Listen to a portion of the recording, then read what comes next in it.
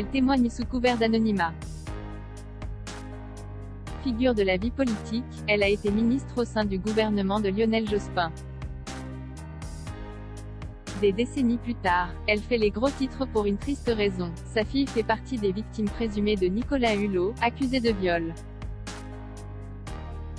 Les faits se seraient produits durant la campagne présidentielle de 2006. Il lui avait donné rendez-vous chez lui, dans son appartement parisien, se souvient cette femme politique dans les colonnes du magazine Paris Match, ce jeudi 2 décembre. Elle ne s'est pas méfiée, parce que je le connaissais bien. Les jouets de ses enfants traînaient par terre. Pour rappel, l'ex-animateur de Ushuaïa est le père de 3 enfants prénommés Léa, Nelson et Titouan.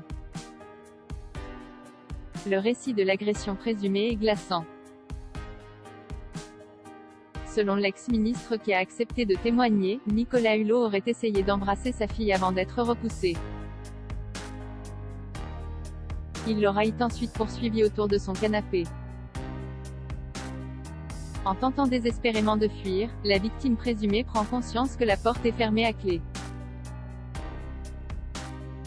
Elle finit par s'échapper, pieds nus dans la rue. Elle était furieuse, ajoute désormais sa mère, elle l'a raconté ensuite en le traitant de pauvre type. Il avait osé lui dire que à lui, on ne disait pas non.